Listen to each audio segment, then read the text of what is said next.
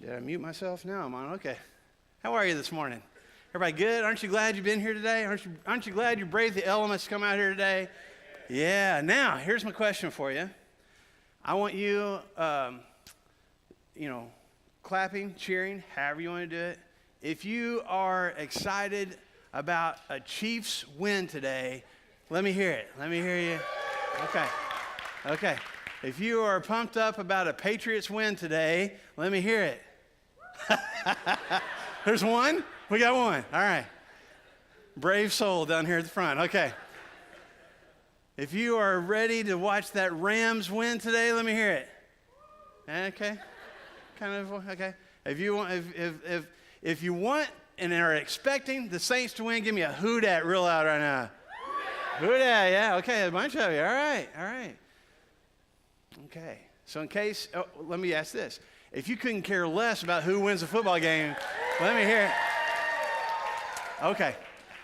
Just to know where we stand. All right. Now we got to figure it out. Big football games today. I get it. We're going to get you home for it. Maybe barely in time. No, I'm just kidding. I don't have that much to say. But I do want to share some thoughts with you this morning. I have a lot of things in my heart to share with you today and not a ton of time to do it. So I'm going to kind of move a little bit quickly this morning. If at all possible. We have started talking about the starting point. It's a new year, and we're talking about as a church and as our own individual selves, having a starting point. And not necessarily, although some of us may need just a complete overhaul, let's go back to the beginning, let's scrap everything and start all over, that kind of a starting point. Or some of us, a lot of us perhaps, maybe just need to take an honest look about where I am right now.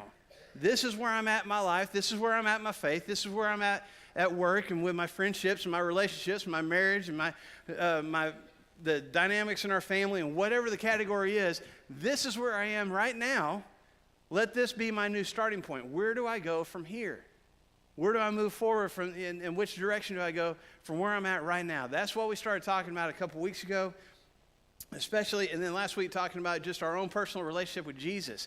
Not for some of us, that starting point needs to be I need to have a relationship with Jesus. I don't have one, and so my starting point is to learn more about Him and to connect with Him and to give my life to Him. For some of us, we've made that decision before, and maybe we've just walked away from it.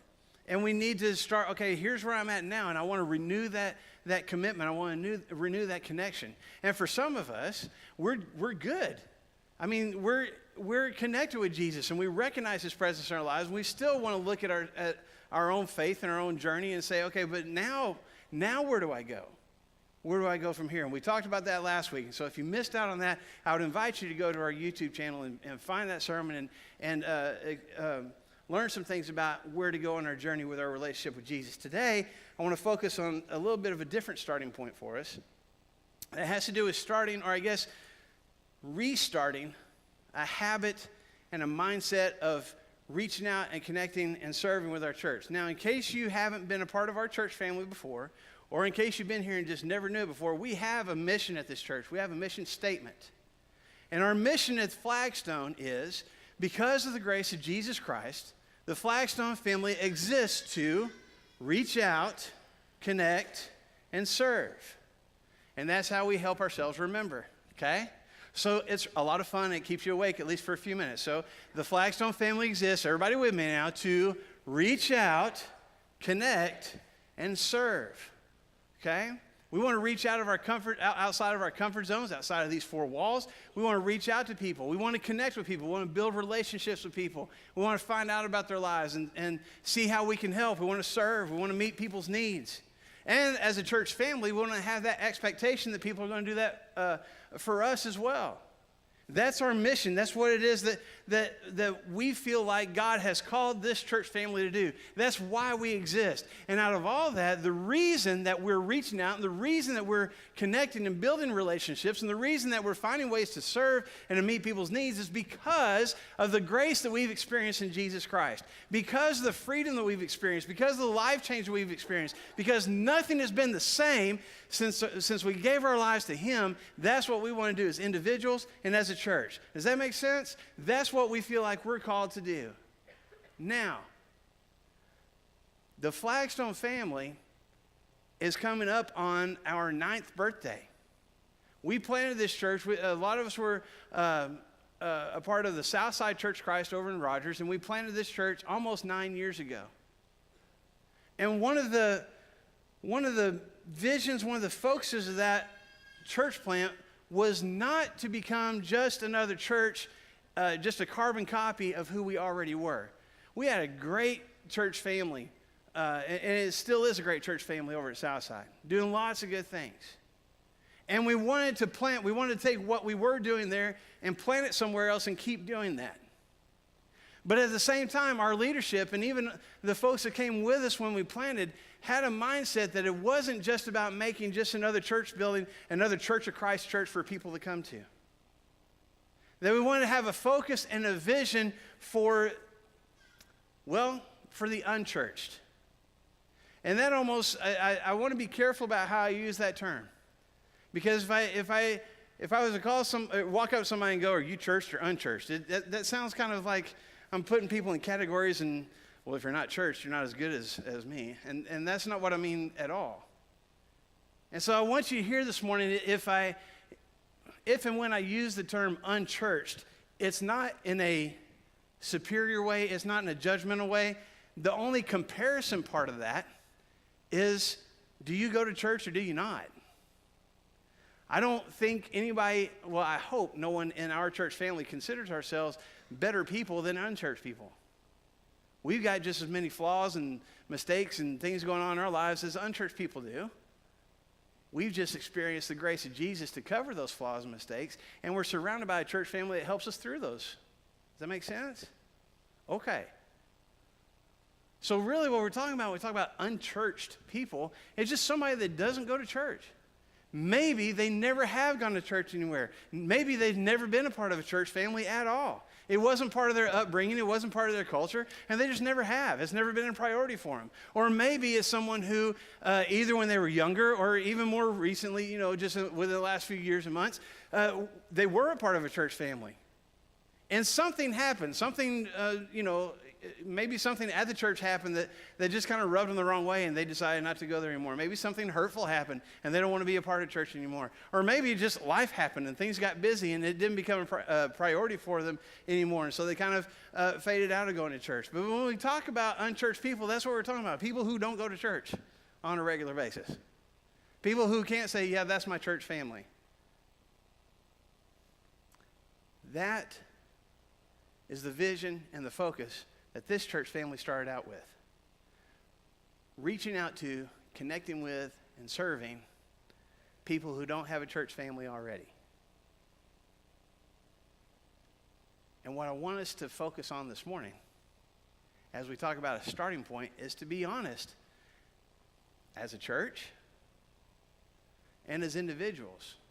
Where am I right now in connecting with folks who don't have a church family that they go to? Who don't have a church family to be a part of and feel connected to? Where am I at in reaching out to them and connecting with them and serving with them? And if I'm doing those things, if I'm reaching out to and connecting with and serving unchurched, people who don't have a church family, great. This is my starting point, and I'm already doing it, and I'm just going to move forward from here. If I'm not doing those things, then I need to be honest about that and go, okay, starting today, what can I do now?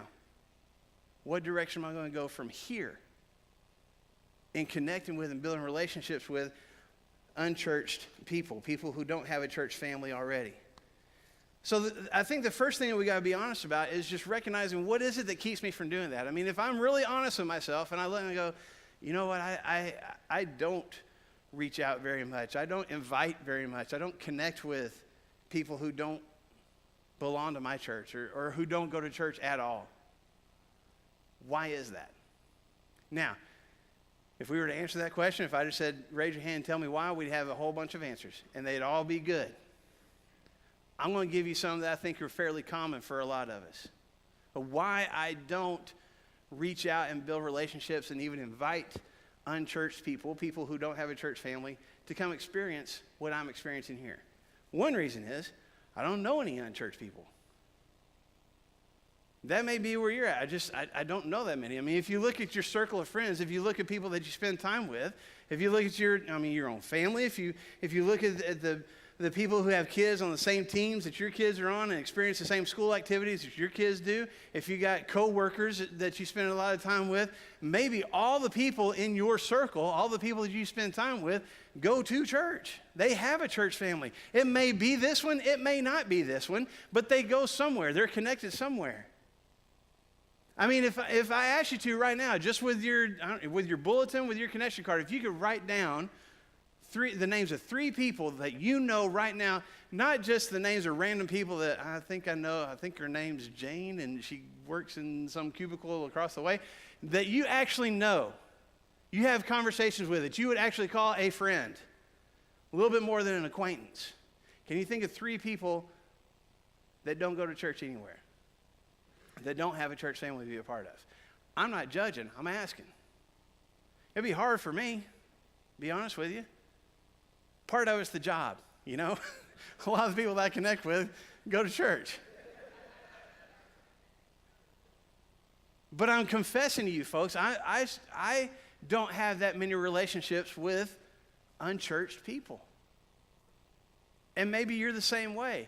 And the reason that we don't connect with them, the reason that we don't invite people in is because we just don't know that many. We don't have that many relationships with us. If you look at Jesus' ministry, when he was here on this earth, he spent time all the time outside of his circle of disciples and outside of his daily connections, outside of what most of us would consider our comfort zone. You look in Mark chapter 2. If you go in your New Testament, the Bible's divided into Old Testament and New Testament. In the New Testament, the second book, Matthew, Mark, Luke, John, those 4 books were written about the life of Christ when he was here on this earth. The second one, Mark chapter 2. Jesus is ministering to people, and he finds a guy that we've already talked about before, this tax collector. His name is Levi, or some of the translations will call him Matthew. He was an outcast. He wasn't associated with people. Church people would have thought that you didn't want to associate with him because he was just such a bad person. And that's who Jesus calls to be one of his disciples. But then I want you to see the next thing that happens after he calls Levi to come follow him and to be connected with him. Look at verse 15. It says, while Jesus was having dinner at Levi's house, many tax collectors, many of these other people who are the outcasts of the culture of that time, many tax collectors and sinners, we don't even know what all they've done. They just got this label, sinners, by the rest of society, by the rest of the church people. Many tax collectors and many sinners were eating with him and his disciples, for there were many who followed him. Pay attention to the wording here. They were eating with Jesus. Jesus didn't happen to be in the same restaurant and there were a bunch of sinners over at that table and he's over here with his. Jesus wasn't eating near the sinners, in the vicinity of the sinners. He was eating what? With them. Sitting right in the middle of them. Building relationships, making connections with people who typically weren't even allowed in the church building. If I'm going to be a follower of Jesus and I see him doing that, what does that mean for me? I need to be building relationships with people who don't have a church family already. If I'm going to have a vision for the unchurched, then maybe my starting point is just to start spending time with unchurched people. Maybe the reason that I have a struggle with connecting with the unchurched is because I don't care about unchurched people. That sounded kind of harsh, didn't it? It may hurt a little bit to be honest about this, but the reason that I may not have a vision for connecting with the unchurched is because, quite honestly, I may not really care about the unchurched.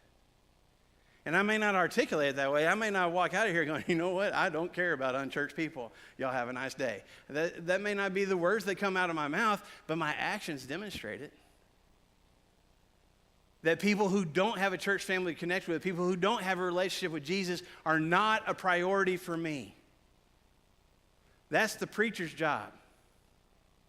That's somebody else that's got a whole lot more training and a whole lot more experience in Bible study and in answering questions and in converting people. That's not me. And it really, we can come up with all sorts of excuses. Man, I'm really busy. I don't know all the answers to all the questions. I don't know exactly what to say. That's outside of my comfort zone. And whatever excuses and rationalizations we can come up with, you know what it honestly boils down to? I don't care. And the reason I say that is because if I cared, if I truly was that passionate about people who don't have a church family and don't have a relationship with Jesus, I wouldn't be able to help myself but trying to make some kind of connection with them. If it was that important to me. You go back to the book of Mark. You go 2 more chapters over to Mark chapter 4. We talked about this story in the ladies' Bible study this last week in Mark chapter 4 when Jesus is in a boat on a lake with his disciples and a storm comes up and the storm is raging and the disciples think that they're going to die. There's waves crashing, there's wind blowing, and Jesus the whole time is asleep. He's laying on a pillow asleep in the back of the boat while everybody else is screaming for their lives while the boat is rocking back and forth and lightning, storms, rain, wind, everything that you can think of. It's in my mind, it's like a typhoon right there over that boat. And the disciples come to Jesus in the middle of the storm. They've done everything that they know to do to survive and to hold that boat together and to try to get to shore. And it says in verse 38, the disciples woke him up and said, "Teacher, don't you care if we drown?"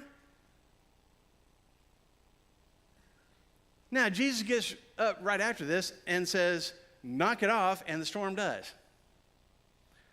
That's my paraphrase. But look at the question. Jesus, don't you care?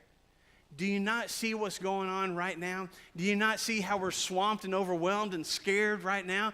Don't you care? Of course he cared. And we could spend all sorts of time talking about all that, but I want you to pay attention to the question this morning because my guess is, without saying so, there's people around you on a daily basis, people that you work with, people in your neighborhoods, people sitting a few seats down from you at the ball game, people maybe sitting across the table from you at family gatherings, who, by what's going on in their lives and how they're reacting to it and the things that are happening in their lives, they're feeling overwhelmed and swamped and the storms are coming and they're just barely holding on. And they may not speak it with their mouths, but their lives are demonstrating, they're asking the question, does anybody care? I'm drowning. Does anybody care? And too many of us, often myself included, are sleeping on our comfortable pillows. Going, that's a shame. Somebody should do something. We need to have a passion for people who don't have what we do. For people who are experiencing storms in this life and we know how to get them to shore. Do we care? So maybe I just don't know unchurched people. Maybe I hate to say it, don't care about unchurched people. Or maybe the issue is I just don't know how to engage unchurched people. I want to. I want to make connections. I want people to experience what it is I'm experiencing. I don't know how. Is there a training course? Is there some helpful video? To be honest, yeah, there's a lot of them. But I mean, we that's what we struggle with. I may even know an unchurched person. I may have a heart that wants people to experience a relationship with Jesus and a connection with a church family like this. I just don't know how to engage in that conversation. I don't know how to get a cup of coffee and walk up to somebody at work and go, "Hey, how's your life?" It just seems awkward and weird. How do I do that? And maybe we struggle with what Paul says a few books over from the book of Mark in Romans chapter 10. And he's writing to the church there, and he says in chapter 10, verse 14, "How then can they call on the one they have not believed in?" He's talking about people who don't have a relationship and a connection with Jesus. How can they call on the one that they haven't believed in? How can they believe in the one of whom they have not heard? And how can they hear without someone preaching to them? That's a really long way for Paul to say, look, there's people who don't know Jesus, and the reason they don't know Jesus is because you haven't said anything about him. And again, I don't want any of us, I'm not trying to inflict a guilt trip on any of us. I'm challenging all of us, myself included, to look at where I am right now. Who's in my life that isn't connected to a church already? And what am I willing to do about it? And if I have a heart for that, if I want to connect them to the church, if I want first and foremost, to connect them to Jesus, I want them to hear about him. I want them to experience that. How do I do that?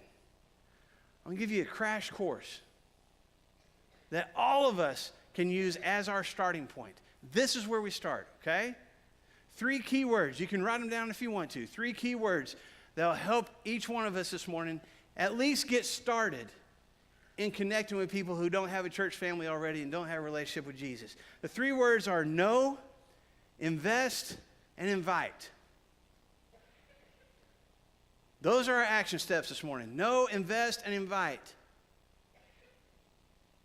Okay, let's talk about know. What is it I got to know? Well, first of all, I got to know what it is that I believe. I got to know what it is that I believe about Jesus. I got to know what it is that faith and that belief in him has meant to me. What it has meant to me to have Jesus in my life. I need to know what the blessings have been for me by being connected with him, by being saved by him, by being connected with a church family. And all of us have experienced that. If you have given your life to Jesus Christ, if you've confessed your sins and repented of them and been baptized into his name, he has set you free. And it doesn't matter if you had 1,000,000 sins or not quite 1,000,000 sins. He has set us all free. He has brought us from darkness to light. We've all experienced it. We all have a story.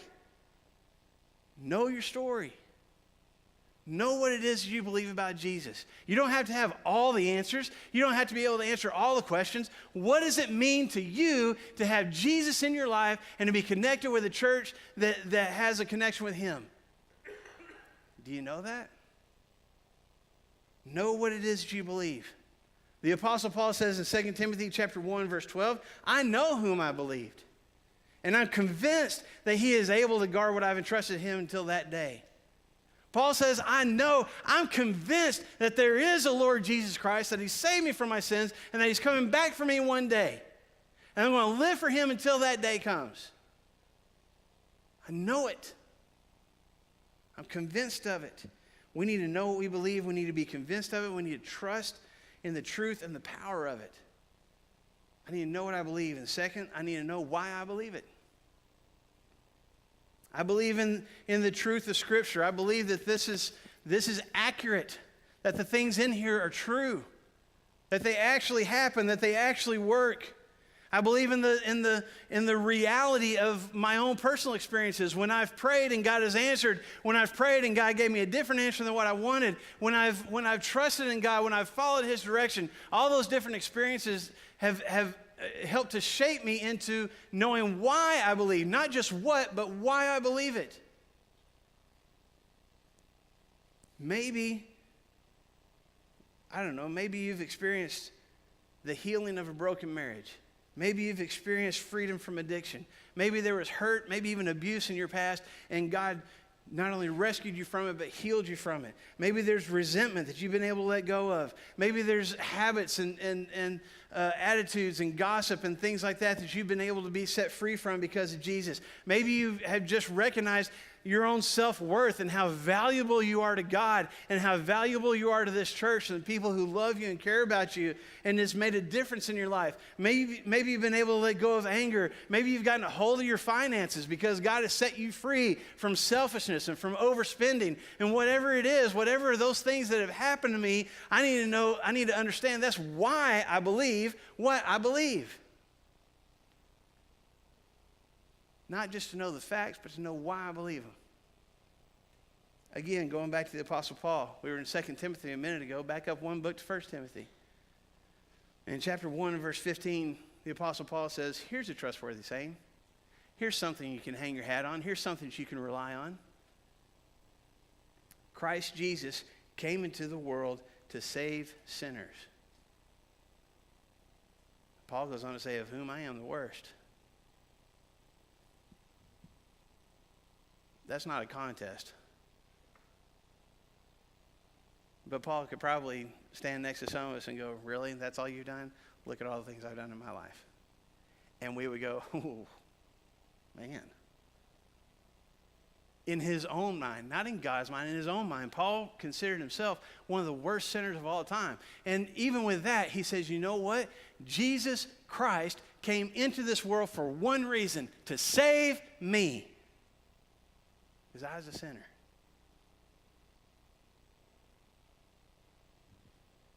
Paul could go on to say, this is why I talk about him. This is why I share my faith. This is why I make connections with people. This is why I challenge churches to go out and be Jesus in this world. This is why. Because I recognize what Jesus Christ has done in my life. And I want other people to experience it too. Know what you believe. Know why you believe it. And number 3, know how to recognize someone else that needs it. Learn to pay attention to someone around you, someone in your life who's open to a conversation about Jesus. And maybe that somebody brings up a conversation about things they're struggling with in their life, things that are going on. They don't know what the answers are. They don't know how to handle that. There's things that could be better. There's things that could be different. Pay attention. Offer to have a conversation. Offer to have a cup of coffee. If nothing else, just to sit and talk. Be a sounding board for them to verbalize everything that's going on, everything that's on their hearts. Talk with them, share with them, pray with them. Tell them if you've experienced some of that yourself. Tell them how God rescued you from it, brought you through it. Know how to recognize it. The Apostle Paul in the book of Acts was in a city called Athens. And Athens was full of this worship of all these different gods and goddesses. And they had temples everywhere. They had altars everywhere. They had statues everywhere. Anywhere you turned, you could find some way to worship some mythological god. They were so convinced about all these multiple gods everywhere and how they were involved in everybody's lives, and they were worried to death that they might have left somebody out and that god or goddess was going to strike them with a lightning bolt, that they even set up an altar to the unknown God. Whoever you are, here's your altar. Paul sees this, and I'm sure Paul's like, seriously? Oh my goodness. And he starts talking to people about Jesus, and some more people here, and they say, why don't you come talk to all of us about this? And so he gets together with this whole group of people, and Paul could have gone, you idiots! Look at all these statues. Look at all these altars and temples. What are you doing? Because some of us would have been tempted to do that. Here's what Paul says in Acts chapter 17, verse 22. People of Athens, I see that in every way you are very religious. What's Paul saying? I can tell faith matters to you. I can tell that you're searching for answers. I can tell that you're wondering what exactly is your place in this world. Let me tell you how you can find it. And he started right there. That was his starting point, and he started talking about Jesus. Because he paid attention. Because he recognized some people who had a place in their lives, a hole in their hearts that needed to be filled, and he knew Jesus Christ could fill it, and he started the conversation. We got to know how to do that. Know what you believe, know why you believe it, and know how to recognize somebody who needs to hear about it. What's our other action steps? The next one, invest. When I invest in something financially, which is not very often, but when I do, what I'm doing is putting some of my money to work in the hopes that whatever it is that I put out there to work will produce even more. I get more back than what I put into it. That's an investment. I'm putting something out there, I'm working and hoping that I'll get something even more in return. When I invest in a person, I spend my energy and my time and my priorities and my pride and my effort on that person. I give them something of myself. I spend my energy and my emotions on that person in the hopes that that relationship will grow stronger, in the hopes that we'll get more deeply connected. I'm investing in a relationship with this other person in the hopes that we get more deeply connected. And as that connection grows, I have the opportunity to share with them about my connection with Jesus. In the book of Luke, There's a man talked about in Luke chapter 19. His name was Zacchaeus. He's another one of these tax collector guys that nobody liked. The other thing about Zacchaeus is Zacchaeus was really short, so everybody made fun of him for that too. And so as far as we can tell or assume, Zacchaeus had a hard life as far as getting along with other people, and probably was pretty mean to other people in response to their meanness to him. He overcharged people their taxes. He was probably really mean to the ones that picked on him because of his height. But he hears that Jesus coming, and when Jesus comes down the road, he can't see over the crowd, and so he climbs up in a tree. And when Jesus comes to that spot in the road and he comes to the tree, he stops, and he looks up in the tree, and he says, Zacchaeus, you need to come down. And all eyes turn and look at Zacchaeus, and I'm sure Zacchaeus is like, please keep walking. Nobody here but us birds, like trying to, but it's, everybody's looking now. But Jesus goes on to say, Zacchaeus, come down, because I'm coming to your house. I'm coming to spend time with you. In verses 5 and 6, I must stay at your house today, Jesus says. And so he came down and he welcomed him gladly. And if you go on to read, Zacchaeus is so moved by the time that he spent with Jesus. And we don't know how long that time was. Could have been a few hours, could have been even longer. But Jesus spent time with Zacchaeus. And Zacchaeus eventually stands up and says, Jesus, you know what? My life is different because of this connection, because of this relationship. And I'm going to make everything different about my life starting today. And anybody that I've cheated out of their taxes, anybody that I've overcharged or swindled in any way, I'm going to pay them back 4 times what I took from them.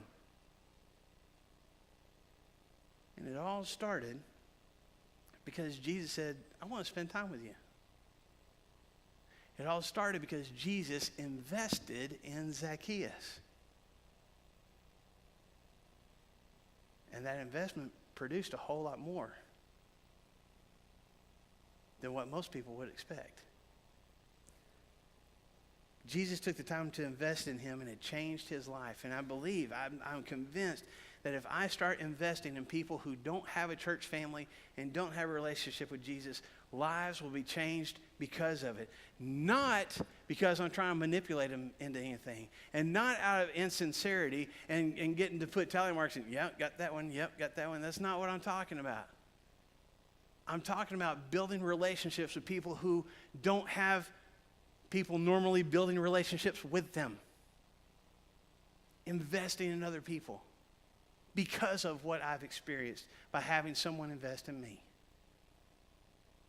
And the last thing we need to invite. We need to invite people to church. We need to invite people to our connection group. We need to invite people to just have coffee. We need to invite them to at least have a conversation. We don't have to have all the answers. We just need to have a heart and a vision for people who don't have what we have. And to be able to say to them, I've got a starting point for you. Maybe even say, it's right here with my church family. Why don't you come see what it's like? There's all sorts of training videos on how to invite people to church. There's all sorts of ways to figure out how to invite people to a Bible study and those kind of things.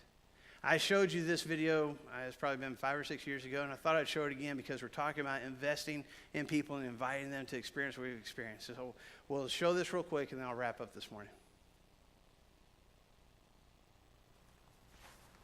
Hey, I'm Johnny. And I'm Chachi. And today we want to show you how to invite someone to church. Okay, here we are at Mission Control. We have our equipment, we have cameras over there and over there, and these are going to be real people Chachi's talking to, right? Yeah, real neighbors that I'm going to invite to church. All right, here we go. Okay, here comes an older gentleman. Do you see him? Yeah. Okay, who's that? That's Kenneth. He's a real hoot. Okay, this is a great opportunity for you to highlight how your church is primarily under 40 and how you lack the experience and wisdom that can come from someone older and wiser. Okay? Yeah, I'm ready. Okay, let me do a sound check. Great. Okay, go. Showtime.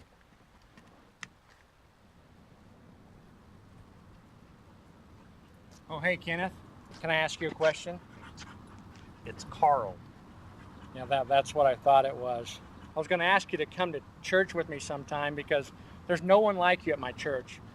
I mean, not even remotely. It was fine. It was more your delivery. It sounded, you said it in a negative way. Yeah, I messed that one up. Sorry, Johnny. No, it's okay. Let's just try again. Okay, there's another guy. Who's that? Yeah, that's Samuel. He's a businessman in the neighborhood, and he's working way too many hours. Okay, well, that's an opportunity to meet Samuel where he's at, okay?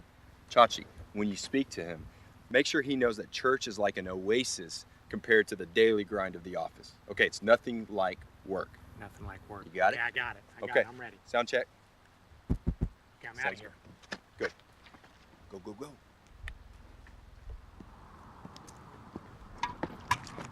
Oh, hey, Samuel. Beautiful day. Hey man, I was wondering if sometime you wanted to visit my church with me. what time do you want to meet? It's not your business. It sounded like you said it's none of your business. Well, I meant to say it's not like your business. It didn't sound like that. Felt like you got it. I didn't think this was difficult. Well, give me one more chance. Let's do one more. Okay. Hey, Johnny, that's my next door neighbor, Kim, and her 3 kids. They love me. This will be a great one. Okay. Well, your church does have a great kids program. Yeah? Okay, well, let's do this. Okay? Tell them that basically they're going to learn godly principles and that they'll get lost in all the fun. Okay, kids, lost, fun. Got it. Okay. All right. You want to check my mic one more time? It's great. Ow. Okay, be right back. Hey, look, it's Chachi. Hi, Chachi. How y'all doing? Good to see you. Good to see you. Hi, Kim. Man, he is getting really, really big. I thought I'd come by and invite you guys to church sometime. Would you kids like that? Yeah. Church? Yeah, you should come to church with me sometime if you ever want to see your kids again. Go. I meant it's because you get lost in all the fun. Good talk. Talk to you later.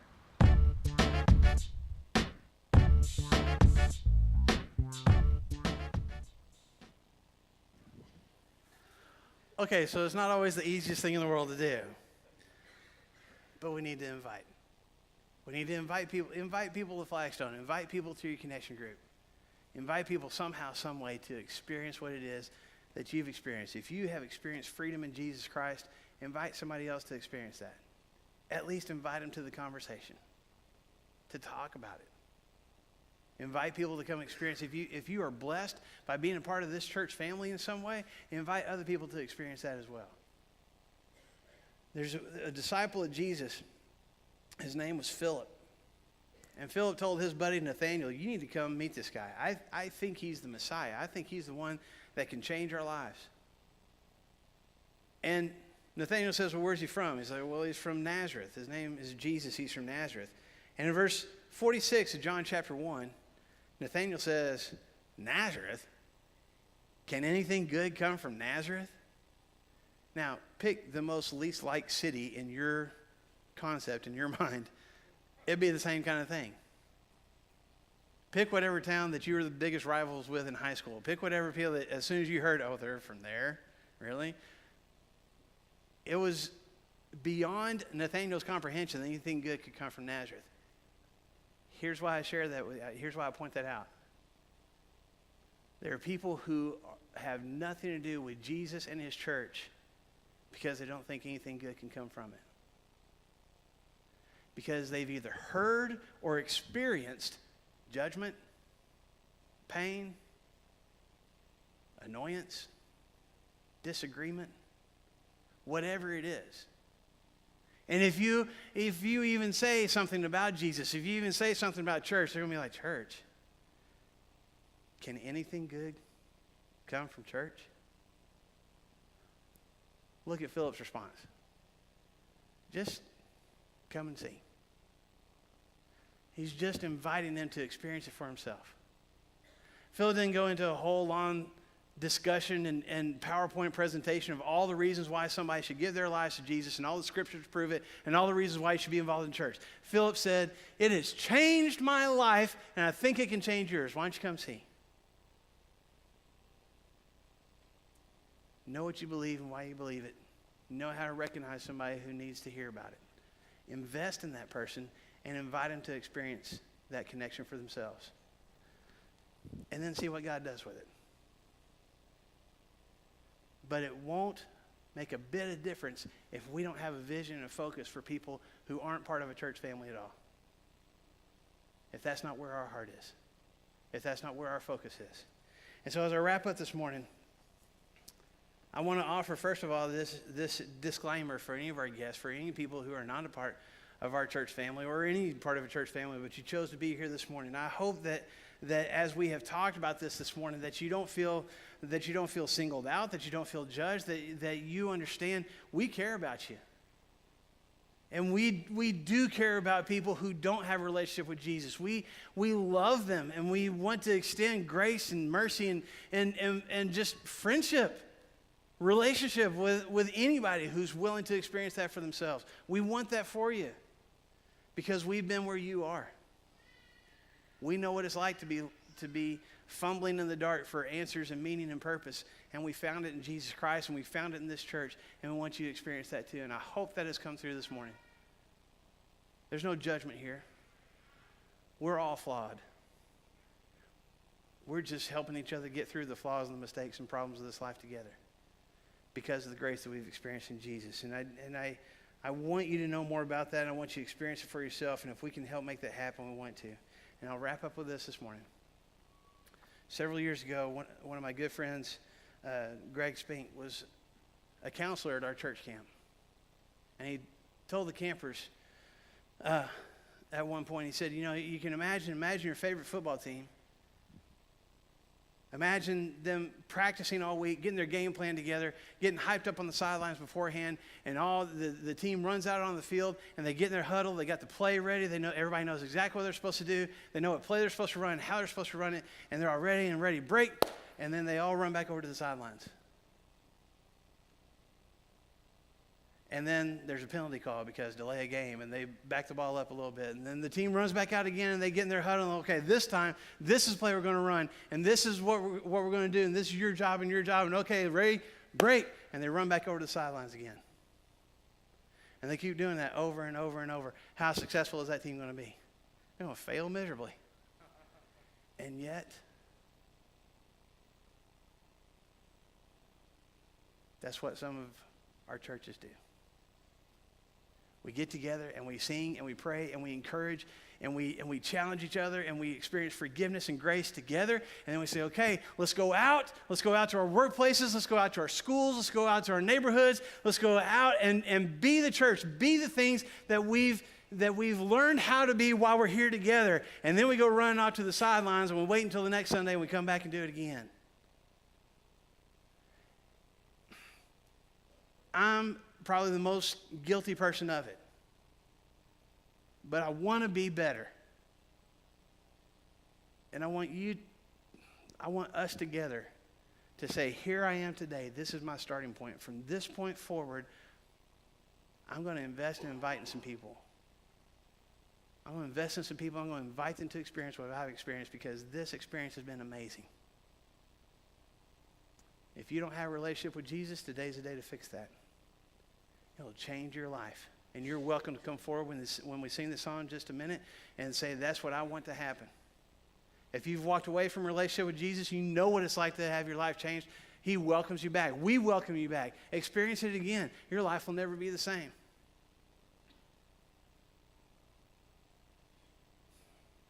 If you just want to confess this church family, here's some things that have kept me from getting off the sidelines and going out and investing in people's lives and inviting them to what I've experienced. And I want your help and I want your prayers. You're welcome to come share that with us. If you don't move an inch from where you're standing when we stand and sing in just a moment, I would invite you, I would challenge you to be honest about where you are right now in your heart for unchurched people, in your willingness to reach out to and connect with and serve them. And maybe just even to pray in your own heart, Lord, I want a starting point. I want a new starting point today. From this point forward, things are going to be different. And believe and trust He's going to make that happen. But we want to help if we can. So feel free to come forward and let us know how. While together we stand and sing.